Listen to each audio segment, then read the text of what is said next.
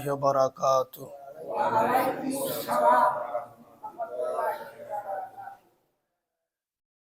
أعوذ بالله من الشيطان الرجيم.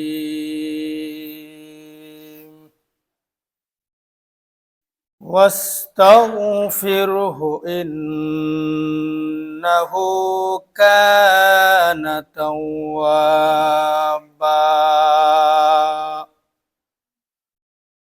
صدقت يا رب العالمين.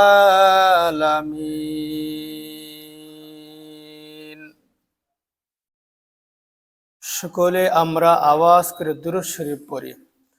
اللهم صل على محمد وعلى آل محمد كما صليت على إبراهيم وعلى آل إبراهيم إنك حميد مجيد. اللهم بارك على محمد وعلى آل محمد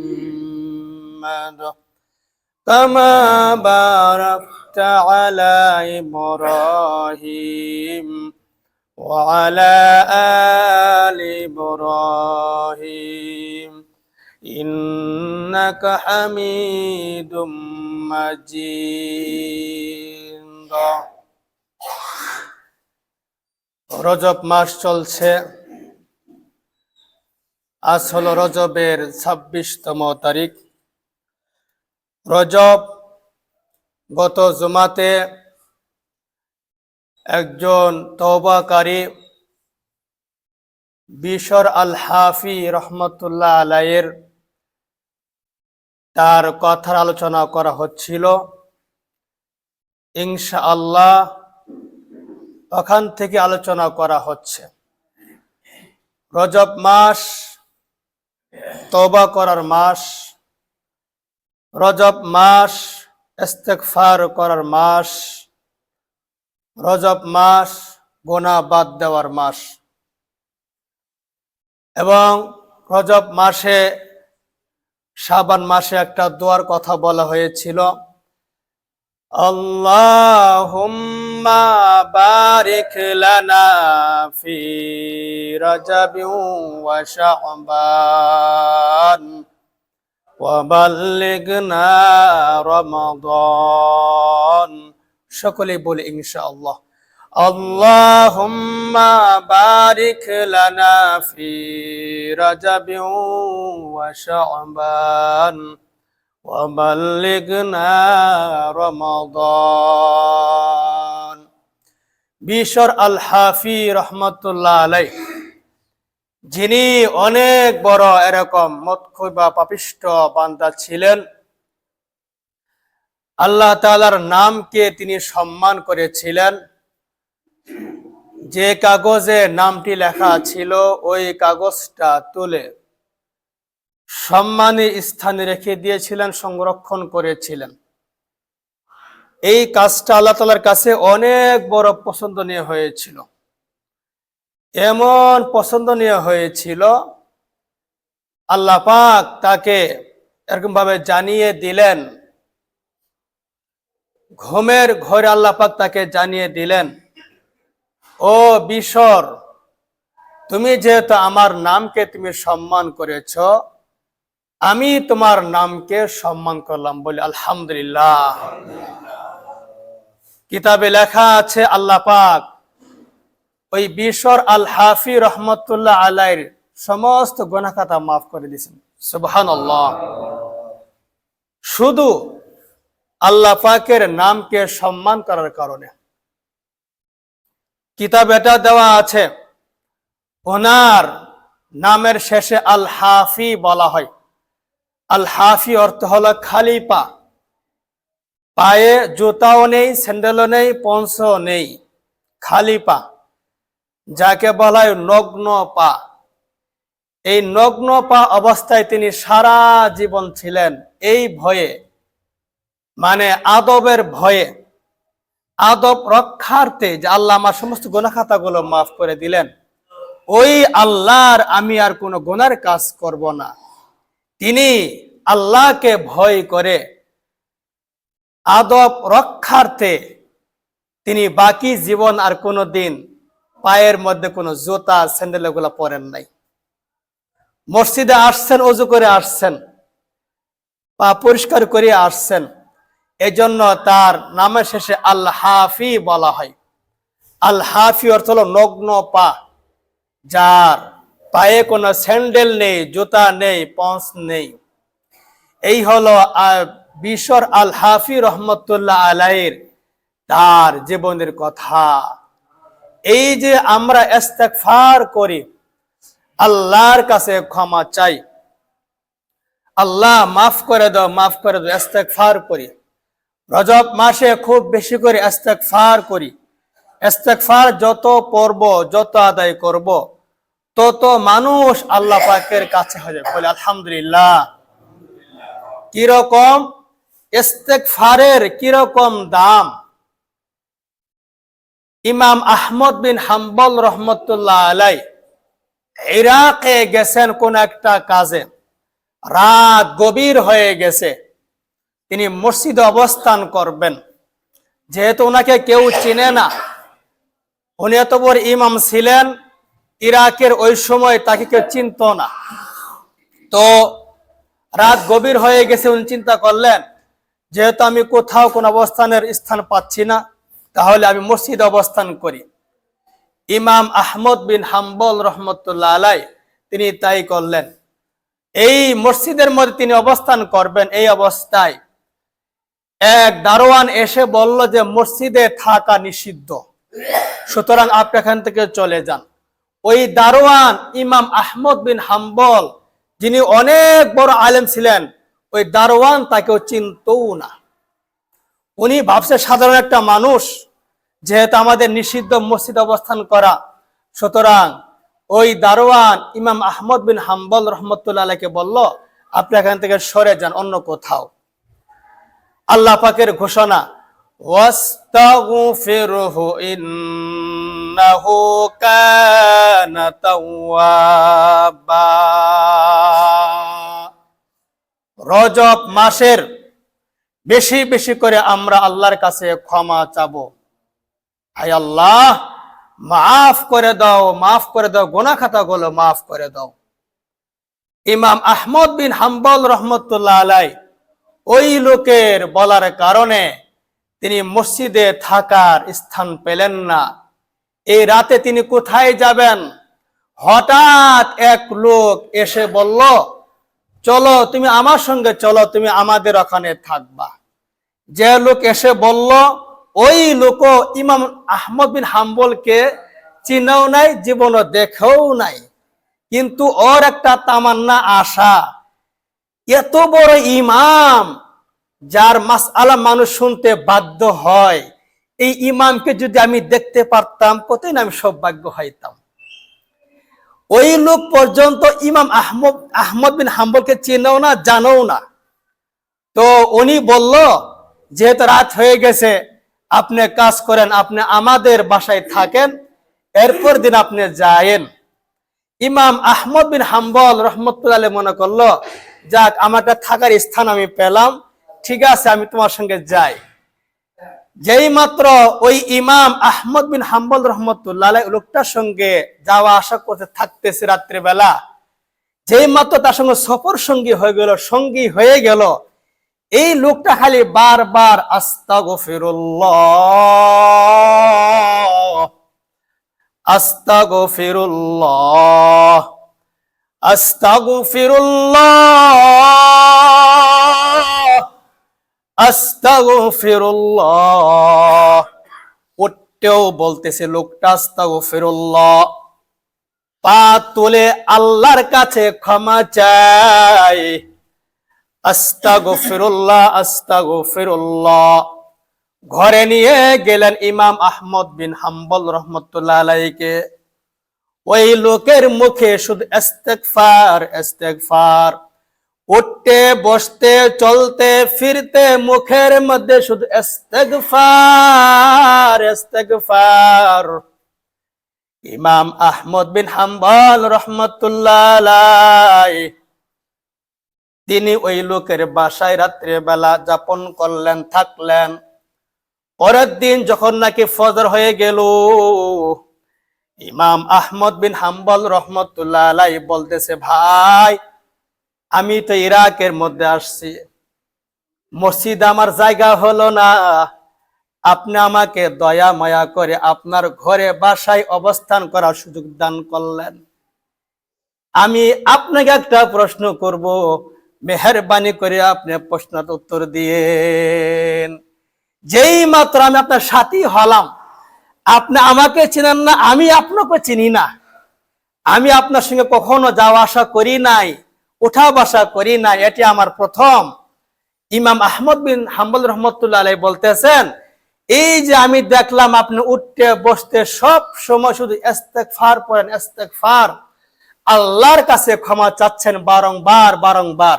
এই যে আপনি বারবার শুধু ইস্তেগফার ইস্তেগফার শুধু পড়তেই আছেন, এর দ্বারা আপনি কি উপকার পাইছেন, কোনো ফায়দা পাইছেন কিনা, বা কোন উপকার আপনার পাইছেন কিনা? ওই লোকটা বলতেছে যে আমি ইস্তেগফার পরে পরে আল্লাহর কাছে ক্ষমা চেয়ে চেয়ে যতবার আমি এই দুই হাত আল্লাহর কাছে তুলছি, আর এই দুই হাতের মধ্যে আমি যা কিছু আল্লাহর কাছে বলেছি, আল্লাহ আমার সব কিছু ফরিয়াদ আল্লাহ কবুল করছে, বলে আলহামদুলিল্লাহ। এই জন্য রজব মাস ইস্তেগফারের মাস, আল্লাহর কাছে ক্ষমা চাওয়ার মাস। খুব বেশি করে ক্ষমা চাও অবশ্যই।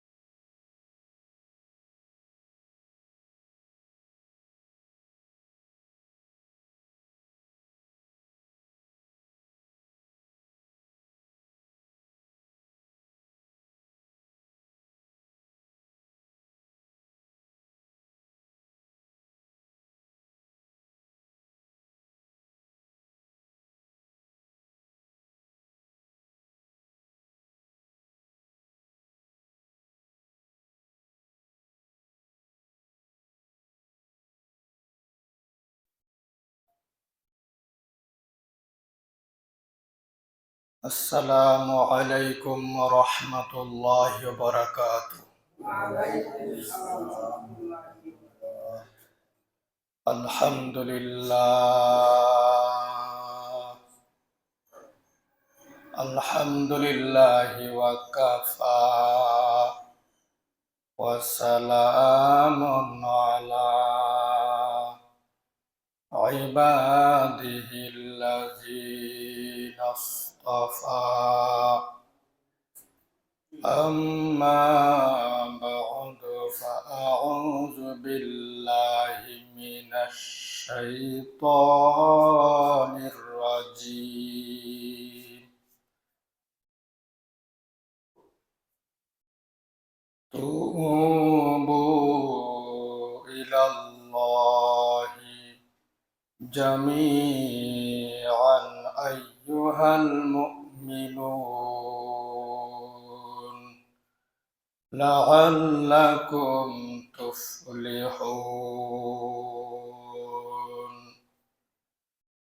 وقال رسول الله صلى الله عليه وسلم كان يصوم شعبان كله إلا قليلا، أو كما قال رسول الله صلى الله عليه وسلم. صدق الله العلي العظيم وصدق رسوله النبي الكريم، ونحن على ذلك من الشاهدين والشاكرين،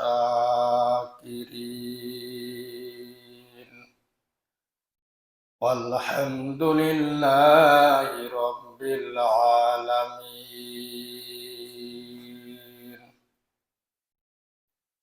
وقال الشاعر: يا شعبان يا شهر التقى والرحمن،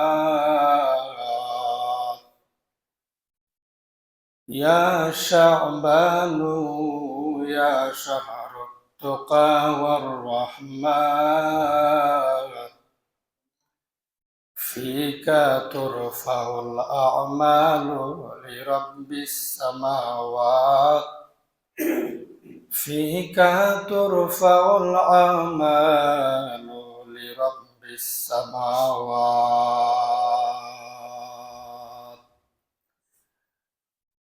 আলহামদুলিল্লাহ, আল্লাহ তাআলার কাছে অসংখ্য অগণিত শুকর ও সুজুদ প্রকাশ করছি যে রব্বে কারীম আমাদের সবাইকে জুমা নামাজের পূর্ব মুহূর্ত কোরআন ও হাদিস থেকে বয়ান শোনার তৌফিক দান করতেছেন। সেজন্য আমরা মাহবুদের কাছে, আল্লাহ তাআলার কাছে সবাই জোরে সোরে বলি আলহামদুলিল্লাহ। প্রিয় মুসল্লি বৃন্দ, আজ শাবান মাসের ৩ তারিখ, রজব মাস শেষ হয়ে আজ শাবান মাসের ৩ তারিখ। শাবান মাসের দোয়া, আল্লাহুম্মা বারিক লানা ফি রাজাবিন ওয়া শাবান ওয়া বাল্লিগনা রমাদান। আল্লাহুম্মা বারিক লানা ফি রাজাবিন ওয়া শাবান ওয়া বাল্লিগনা রমাদান। শাবান মাস, বর্তমান মাস নাম হলো শাবানুল মুআজ্জম। শাবানুল মুআজ্জম, যে মাসটাকে সাহাবায়ে কেরাম এবং তাবেঈন তারা বলতো শাহরু শাবান, শাহরুল কুররাই, অর্থাৎ শাবান মাস কোরআন শরীফ তেলাওয়াতকারীদের মাস। শাবান মাস খুব বেশি করে কোরআন শরীফ তেলাওয়াত করবে। যারা তেলাওয়াত করতে পারে তারা খুব বেশি করে তেলাওয়াত করবে। শাবানের পরে হচ্ছে রমজান মাস, অর্থাৎ রমজান মাসের দরজা হলো শাবান মাস। আর শুধু একটা পা আগে এলেই রমজান মাস। এজন্য এই রমজান মাসের আগ মুহূর্তে শাবান মাসকে বলা হয়েছে একটা দরজা। এই দরজা শেষ সঙ্গে সঙ্গে রমজান মাস আরম্ভ হয়ে যাবে। সুতরাং এই শাবান মাসে যদি আমরা বেশি করে আমল করতে থাকি তাহলে এই আমলের ফলাফল প্রকাশ পাবে রমজান মাসে। শাবান মাসে যদি আমরা আমল না করি, আল্লাহর কাছে যদি ক্ষমা না চাই, তাহলে রমজানের হক জীবনেও আদায় হবে না। আমরা সবাই জানি কেউ কোথাও যেতে চাইলে অবশ্যই তাকে প্রস্তুতি নেওয়া লাগে। টিকিট কাটতে হয়, ভোরবেলা উঠতে হয়, গাড়ির জন্য অপেক্ষা করতে হয়, গাড়ি যখন আসে ফোন দিতে হয়, এরপর সে গাড়িতে ওঠে। ঠিক তদ্রুপ ভাবে রমজান মাসের প্রস্তুতিমূলক মাস হচ্ছে শাবান মাস। এই শাবান মাসে যে যত প্রস্তুতি নিবে তার মাহে রমজানের আমল তত উন্নত হবে বলে সুবহানাল্লাহ। রমজান মাসের জন্য শাবান মাসে যে যেরকম আমল করতে থাকবে, যে যেরকম প্রস্তুতি নিতে থাকবে, তার মাহে রমজানের শাহরু রমাদান রমজান মাসের রোজাগুলো তার অনেক উন্নত হবে বলে আলহামদুলিল্লাহ। এরকমও দেখা গেছে রমজান মাস গুনাহ করতেই আছে। গুনাহ করার কারণ একটাই হলো শাবান মাস, রজব মাস সে গুনাহ এগুলা বাদ দেয় নাই। যখন সে গুনাহ এগুলো বাদ দেয় নাই, রমজান মাসে সে গুনাহ করতেই থাকবে। এর রোজার পরিণাম কি হবে? রোজার পরিণাম হবে পয়গম্বর বিশ্ব নবী রাসূলুল্লাহ সাল্লাল্লাহু আলাইহি সাল্লাম তিনি ইরশাদ করেছেন, অনেক রোজাদার মাহে রমজানে তারা রোজা রাখবে বটে, সারাদিন সে কিছু খাবে না, কোনো কিছু সে পান করবে না, কিন্তু এই লোকের রোজাটা হবে শুধু ক্ষুধা আর ক্ষুধা, বিনিময় শুধু ক্ষুধা, পেটের ক্ষুধা, আর কিচ্ছুই সে সওয়াব পাবে না। পয়গম্বর বিশ্ব নবী রাসূলুল্লাহ সাল্লাল্লাহু আলাইহি সাল্লাম তিনি ইরশাদ করেছেন, قال رسول الله صلى الله عليه وسلم رب صائم ليس له من صيامه إلا الجوع। পয়গম্বর বলেছেন, এই যে কত অনেক রুব্বা অর্থাৎ অনেক, তাহলে বোঝা গেল 100-র মধ্যে যদি 100 জন রোজা রাখে, অনেক 50 অনেক হয় নাই, আর 12 লাগবে 70, তো মানে 80 করা লাগবে। 100 লোক রোজা রাখছে, 100 লোকের রোজার মধ্যে 80 জনের রোজা আল্লাহ পাকের কাছ থেকে কোনো সওয়াব পাবে না, শুধু তার কি হবে, শুধু ক্ষুধাই হবে, আর কিছুই হবে না। সারাদিন সে রোজা ছিল, ইফতারি করলো আর ভোগ কোনো কিছু খাইলো না, শুধু এটাই হবে, সওয়াব বিন্দু পরিমাণ সে পাবে না। কেন পাবে না? এজন্য পাবে না, ওই লোকটা মাহে রমজানে আমল করে নাই, নামাজ আদায় করে নাই, আমলগুলো বাদ দিয়েছিল। এই আমলগুলো বাদ দেওয়ার কারণ একটাই, সে শাবান মাসে প্রস্তুতি নেয় না রমজান মাসের জন্য। একটা মানুষ হঠাৎ করে ছাড়তে পারবে না। ওই দিন এক পেশেন্টকে জিজ্ঞাসা করলাম যে আপনি কি ধূমপান করেন? হ্যাঁ, ধূমপান করি। আপনি ছাড়ি দেন? ছাড়তে পারবো না। যখন করলাম হাফ করেন? হ্যাঁ, হাফ পারবো। অনেকগুলা খাই, অর্ধেক কমাতে পারবো। ঠিক এরকম ভাবে রমজান মাস আসলোই আমি যে একদম 5 ওয়াক্ত নামাজ আদায় করব আর বাকি 11 মাস আদায় করি নাই, এটা কল্পনা করতে পারেন না, কল্পনা করা যাবে না। হ্যাঁ, মাহে রমজানে সাপ্তাহিক একটু নামাজগুলা পড়বে প্রথম সপ্তাহে, এরপর খুঁজি পাওয়া যাবে না, এরপর খুঁজি পাওয়া যাবে না। পয়গাম্বর যে বলছেন অনেক রূপা, অনেক এই যে বাকি মাসগুলা সে মাহে রমজানের জন্য সে প্রস্তুতি নাই। শাবান মাস এটা হলো রমজান মাসের আমল করার জন্য প্রস্তুতিমূলক মাস। এজন্য এই মাস আমাদের অনেক গুরুত্ব দেওয়া লাগবে। এই শাবান মাসে পয়গম্বর বিশ্ব নবী রাসূলুল্লাহ সাল্লাল্লাহু আলাইহি সাল্লাম তিনি এই জন্যই বলেছেন অনেক মানুষের রোজা শুধু ক্ষুধা হবে, আর কিছুই হবে না, আর কিছুই হবে না। এজন্য এই শাবান মাসে আমরা এরকম ভাবে কোরআন শরীফ তেলাওয়াত করতে থাকব, আল্লাহর কাছে তওবা করব, আমলগুলো বাড়াতে থাকব। আল্লাহ পাক বলেন, হে ঈমানদারগণ, হে মুমিনগণ, তোমরা যদি সফল হতে চাও তাহলে তোমরা অবশ্যই তওবা করো, অবশ্যই তোমরা তওবা করো। শাবান মাস খুব বেশি করে তওবা করো, আমলের দিক থেকে আমলকে বাড়িয়ে দাও। আল্লাহ পাক বলতেছেন, আল্লাহ পাক কোরআন শরীফের মধ্যে বলতেছেন, তুবু ইলাল্লাহি আইয়ুহাল মুমিনুন, তুবু ইলাল্লাহি জামিআন আইয়ুহাল মুমিনুন লাআল্লাকুম তুফলিহুন। আল্লাহ তাআলা বলতেছেন, হে ঈমানদার, হে মুমিন বান্দা, তোমরা যদি সফল হতে চাও তাহলে তোমরা সবাই আল্লাহর কাছে তওবা করো। তওবা করতে হবে, খুব বেশি করে তওবা করতে হবে আল্লাহর কাছে।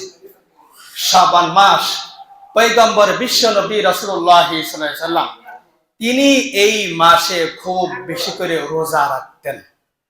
এক হাদিসের মধ্যে দেখলাম পয়গম্বর তো রমজান মাসে রোজা রাখতেনই পুরা মাসটাই। রমজান মাস ছাড়া আর যে বাকি 11 মাস আছে, হযরত আয়েশা সিদ্দিকা রাদিয়াল্লাহু তাআলা আনহা তিনি বলেন, আমার দয়ার নবী, আমি তো তার ওয়াইফ, স্ত্রী, আমার স্বামীকে দেখেছি তিনি বাকি 11 মাসের মধ্যে সবচেয়ে তিনি শাবান মাসে খুব বেশি করে রোজা রাখছেন। বলে আলহামদুলিল্লাহ। কেন রাখছেন রোজা বেশি করে? সামনে রমজান মাস আসতেছে, রমজানের রোজা যেন ত্রুটি না হয়, যেন কোনো সমস্যা না হয়, প্রস্তুতিমূলক আমার দয়ার নবী শাবান মাসে তিনি খুব বেশি করে রোজা রেখেছেন। যার কোনো গুনাহ ছিল না, যার কোনো পাপ ছিল না, যার গায়ে কোনো মশা-মাছি কামড় হারাম ছিল, ওই পয়গম্বর শাবান মাসে এত রোজা রাখলো। আর আমি গুনাহগার উম্মত হইয়া চোখ দিয়ে একবারও পানি বের হচ্ছে না। যদি প্রশ্ন করা হয় আপনি কবে তওবা করেছেন, ও বলতে পারবে না, বলতে পারবেন না আপনি কবে তওবা করেছেন। যদি বলা হয় আপনি কবে গুনাহ ছেড়েছেন, উত্তরে আসলে কিছুই বলতে পারবে না। তাহলে আমাদের ঈমানের অবস্থা কি রকম, আমাদের আমলের অবস্থা কি রকম? কখন বা কোন সময় তওবা করলাম বলতে পারি না, তার মানে তওবা করেই নাই। কখন বা কোন সময় গুনাহ ছাড়লাম বলতে পারে না, তার মানে গুনাহ ছাড়েই নাই। এই অবস্থা আমাদের ভিতরে এরকম অবস্থা। সুতরাং পয়গম্বর বিশ্ব নবী রাসূলুল্লাহ সাল্লাল্লাহু আলাইহি সাল্লাম উনার সম্পর্কে আয়েশা রাদিয়াল্লাহু তাআলা আনহা তিনি বলেন, মা রাআইতু রাসূলুল্লাহি সাল্লাল্লাহু আলাইহি ওয়াসাল্লাম আকসারা সিয়ামান মিনহু ফি শাবান। আর আমার দয়ার নবী শাবান মাসে তিনি এত পরিমাণ রোজা রাখছেন, রমজান মাস ছাড়া আর বাকি মাসে তিনি এত পরিমাণ রোজা রাখে না। কেন? মাহে রমজানের প্রস্তুতিমূলক শাবান মাস এটি হচ্ছে মাহে রমজানের জন্য প্রস্তুতিমূলক একটি মাস, আমল বৃদ্ধি করার মাস, নিজের সংশোধন করার একটা মাস। এই মাস রব্বে কারীম তিনি অনেক দাম দিয়েছেন। এক হাদিসের মধ্যে আছে পয়গম্বরের কথা, কানা ইয়াসুমু শাবান কুল্লাহু ইল্লা কালিলা। আমার দয়ার নবী যদি দেখে ওনার জীবনীটা যদি তল্লাশি করা হয় তাহলে এটাই দেখা যাবে আমার দয়ার নবী শাবান মাসে পড়াই সবগুলা তিনি রোজা রাখছেন, সবগুলা পড়াই ইল্লা কালিলা, সমষ্টি মানে অল্প সংখ্যক দিন ছাড়া এই মাহে শাবান সবগুলা তিনি রোজা রেখেছেন। ইল্লা কালিলা, শুধু অল্প দিন ছাড়া। এখান থেকে আমাদের শিক্ষা নিতে হবে যে আমাদেরও মাঝে মধ্যে অবশ্যই রোজা রাখতে হবে। বিবিদেরকে, স্ত্রীদেরকে বলে দিবেন তুমি রোজা রাখো, তোমার যে অনেকগুলো রোজা কাজা হয়ে গেছে এটা তো মাফ নাই, নামাজ ভাই মাফ হলো তোমার, কিন্তু রোজা তো তোমার মাফ হবে না। তো শাবানের পরে হচ্ছে রমজান মাস, রমজানের প্রস্তুতিমূলক রোজা হবে, তোমার হকগুলো আদায় হয়ে যাবে। আপনার ওয়াইফ, স্ত্রীকে এটা বলে দিবেন, আপনিও রাখবেন। দেখবেন যদি আপনি রাখেন আপনার বউ রাখবে, স্ত্রীও রাখবে, যে আমার স্বামী রোজা রাখে তাহলে আমিও রাখি। এটা নিজের প্র্যাকটিক্যালে দেখা এবং শোনা। সুতরাং পুরুষ মানুষ যদি এরকম ভাবে সুন্দর করে চলে তাহলে আর সুন্দর হবে সংসারটা। রব্বে কারীম আমরা যে সকল আমল যেগুলা শুনলাম এই শাবান মাসে আমরা বেশি করে রোজা রাখতে পারি, সবাই জুড়ে সেরে বলে আমিন। এই শাবান মাস আল্লাহ পাকের কত সুন্দর তিনি কথা বলেছেন, তিনি মাধুর্যপূর্ণ কথা বলেছেন। এবং এই শাবান মাসে এরকম ভাবে শাবান মাসে মানুষের আমলগুলো এরকম উপরে তোলা হয়। শাবান মাসে যা আমল করতেছে এই আমলগুলো আল্লাহ তাআলার কাছে পেশ করা হয়। আল্লাহ পাক তার আমলগুলা দেখে আল্লাহ পাক খুশি হন। যদি আমলগুলা ভালো পান আল্লাহ পাক খুশি হন, আর যদি এরকম মন্দ পান আল্লাহ পাক খুশি হন না। আল্লাহ পাকের রাসূল তিনি বলেন তুরফাউ ফিহিল আমালু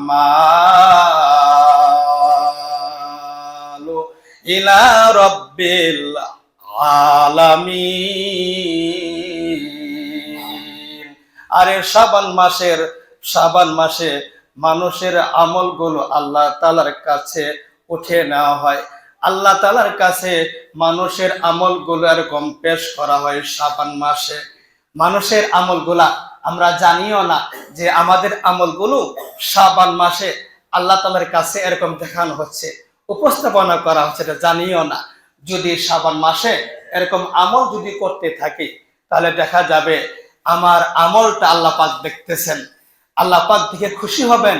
যদি এমনটি হয় যে রোজা রাখছি তো রোজার আমলটা আল্লাহ পাকের কাছে পেশ করা হবে, আল্লাহ পাক তিনি দেখে খুশি হবেন। শাবান মাসে খুব বেশি করে আমরা আমলের দিকটা বাড়িয়ে দিই, খুব বেশি করে এরকম বাড়িয়ে দিই। তুরফাউ ফিহিল আমালু ইলা রাব্বিল আলামিন। ইয়া শাবানু ইয়া শাহরুত তুকা ইয়া শাবানু ইয়া শাহরাত তুকা ওয়ার রাহমাত ফিকা তুরফাউল আমালু লিরাব্বিস সামাওয়াত ফিকা তুরফাউল আমালু লিরাব্বিস সামাওয়াত। শাবান মাসকে ডাক দেওয়া হয়েছে ও শাবান মাস, ও শাবানুল মুআজ্জম। মাহে রমজানের আগের মাস হলো শাবান মাস। এই শাবান মাসকে ডাক দেওয়া হয়েছে আই শাবান মাস, তুমি বড় ধন্য, তুমি বড় ধন্য, তোমার বড় রহমত, তোমার বড় রহমত, তোমার ভাগ্যটা খুব ভালো। ফিকা তুরফাউল আমালু লিরাব্বিস সামাওয়াত, ফিকা তুরফাউল আমালু ইলা রাব্বিস সামাওয়াত। তোমার এই মাসের মধ্যে, শাবান মাসের মধ্যে মানুষের আমলগুলো আল্লাহ তাআলার কাছে উপস্থাপনা করা হয়। আল্লাহ পাক বান্দার আমলগুলো দেখেন, বান্দার আমল যদি ভালো পায় আল্লাহ পাক খুশি হয়ে যান। এজন্য পয়গম্বর শাবান মাসে তিনি বেশি বেশি করে রোজা রাখতেন। পয়গম্বর শাবান মাসে এরকম তিনি খুব বেশি বেশি করে আমলের পরিমাণটা বৃদ্ধি করে দিতেন। আমার দয়ার নবী আমলগুলা করতেন, আর আল্লাহ তাআলার কাছে দয়ার নবীর আমলগুলা পেশ করা হতো। যার কোনো গুনাহ হতো না, আল্লাহ পাক দেখে খুশি হতো। সুতরাং আমাদের কর্তব্য হলো শাবান মাসে খুব বেশি করে আমল করা। ফিকা তুরফাউল আমালু লিরাব্বিস সামাওয়াত।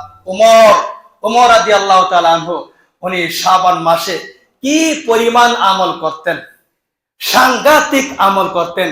যে উমরের কথা বলছিলাম, উমর রাদিয়াল্লাহু তাআলা তিনি কোনো গুনাহ করতেন না। উনি ভাষণে পরিষ্কারভাবে বলে দিয়েছিলেন, তোমাদের গুনাহের কারণে যদি আরেকবার এই জমি কেঁপে ওঠে, ভূমিকম্প হয়, তাহলে আমি তোমাদেরকে ছেড়ে অন্যত্র কোথাও চলে যাব। তাহলে ওমরের ভাষ্য হিসেবে ওমর রাদিয়াল্লাহু তাআলা আনহু তিনি গুনাহের কাজ মোটেও করতেন না, সমস্ত তিনি গুনাহ বাদ দিতেন। এই ওমর রাদিয়াল্লাহু তাআলা আনহু তিনি শাবান মাসে তিনি কিরকম আমল করতেন, তিনি সেইভাবে আমল করতেন। ওমর রাদিয়াল্লাহু তাআলা আনহু তার জিন্দেগীর মধ্যে দেখলাম, তার হায়াতের মধ্যে দেখলাম, কিতাবের মধ্যে দেখলাম, তিনার জীবনের মধ্যে এরকম ভাবে এসেছে শাবান মাসে তিনি কিরকম আমল করতেন। আল্লাহর কাছে ফরিয়াদ করতেন, আয় আল্লাহ, আল্লাহর কাছে দোয়া করতেন, আয় আল্লাহ আপনি আমার আমলগুলো রিয়া মুক্ত আমল দান করো, রিয়া মুক্ত, লোক দেখানো যেন আমল না করে সেই তৌফিক দান করো। ওমর রাদিয়াল্লাহু তাআলা আনহু তিনি দোয়া করতেন শাবান মাসে, ওগো আল্লাহ তাআলা আমি আমল করব, আমার আমল যেন রিয়া মুক্ত হয়। রিয়া মুক্ত বুঝেন, মানুষকে দেখানো, নিজে এরকম আমল করে মানুষকে দেখায়। মসজিদে নামাজ পড়ে মাশাআল্লাহ 4 রাকাত নামাজ পড়তে লাগে 10 মিনিট বলে আলহামদুলিল্লাহ, আর ওই 4 রাকাত যদি নামাজ পড়ে কোথায়, বাসায় 1 মিনিটও সময় লাগে না। এই যে রিয়া লোক দেখানো আমল। মানুষের সামনে খুব সুন্দর কথা বলে, এরকম সুন্দর কথা বলেন, যেই মাত্র সে চলে গেল এই যে আরম্ভ হয়ে গেছে লোক দেখানো আমল।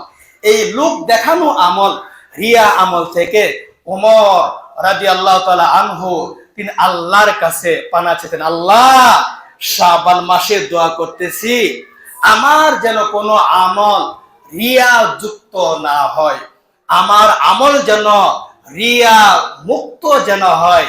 এজন্য ওমর রাদিয়াল্লাহু তাআলা আনহু তিনি খুব বেশি করে এই দোয়াটা করতেন। আর তিনি কিসের দোয়া করতেন? ওমর রাদিয়াল্লাহু তাআলা আনহু তিনি আরো দোয়া করতেন, আয় আল্লাহ তাআলা তওবা করলাম, আমার আমলগুলো আপনি সঠিকভাবে রাখিয়েন, আমার আমলগুলা নষ্ট যেন বিনষ্ট না হয়, যেন কোনো সমস্যা না হয়। এক ওমর তিনি কান্নাকাটি করে করে আল্লাহ তাআলার কাছে শাবান মাসে তার আমলগুলো গ্রহণ করাইতেন। আমরা গুনার কাজ করি, এমন গুনার কাজ করি, নিশ্চিন্তে ঘুমাই, মানে শান্তি, মানে আমার কোনো শাস্তি হবে না, আমার কোনো ধরপাকড় হবে না, এরকম ভাবে ঘুমাচ্ছি। না আছে নামাজ, না আছে রোজা, না আছে কোনো সালাম, সুদ ঘুষ খেয়ে এরকম সুন্দর করে ঘুমাইতেছে, নিশ্চিন্তে কপাল পোড়া, জাহান্নাম ছাড়া কি আর থাকবে। এইটুকু আফসোস নাই যে উমরের গুনাহ হতো না, যে নবীর কোনো গুনাহ হতো না, তারা কেঁদে আল্লাহ তাআলার কাছে নিজের আমলগুলা গ্রহণ করাইতো, থর করে কাঁপতো। আর আমাদের অবস্থা কিরকম, তার সম্পূর্ণ বিপরীত।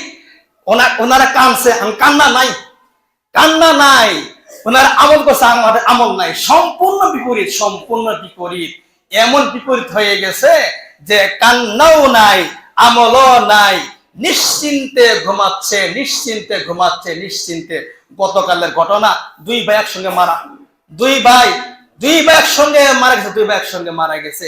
ওই জানাজার মধ্যে একজন লোক বলল, দুইজন একসঙ্গে মারা যাওয়া। আরেকটা ঘটনা ঘটছিল, চেয়ারম্যান নাকি হালিম এরকম একটা কথা বললো, উনিও মারা গেছিল, ওনার সংকট তার স্ত্রীও মারা গেছিল, স্বামী স্ত্রী দুজন একসঙ্গে মারা গেছিল, স্বামী স্ত্রী দুজন একসঙ্গে মারা গেছিল, ওনার জানাজা এরকম হয়েছিল। এমনি ভাবে গতকাল জানাজা দুই ভাইয়ের একসঙ্গে হয়েছে। ও কপাল পোড়া, ও আমার ভাইয়েরা, বৃদ্ধ বাবাজির যুবক ভাইয়েরা, কতদিন দাড়ি সেভ করবেন, কতদিন মোবাইল এরকম ছবি দেখবেন, কতদিন আর নামাজ বাদ দিবেন, কতদিন আর এসি রুমে শুয়ে থাকবেন, কতদিন আর এরকম ঘুমাতে থাকবেন? আসুন শিক্ষা নেন, শিক্ষা নেন, বেঁচে থাকার অবস্থায় শিক্ষা নেন। আজ ওই সিদ্ধান্ত নিতে হবে প্রত্যেকটা মুসল্লিদেরকে। আসুন আমরা সিদ্ধান্ত নেই, নিজের জীবন থেকে কোনো গুনার কাজ করব না। আজ থেকে সিদ্ধান্ত নেই, কোনো গুনার কাজ করব না, কোনো এরকম পাপের কাজ করব না। নিজেকে কোরআনের তেলাওয়াতের সঙ্গে, উলামায়ে কেরামদের সঙ্গে সম্পর্ক গড়ে তুলি। আল্লাহ পাক আমাদের সবাই কবুল করেন। সবাই জোরে সোরে বলি আমিন।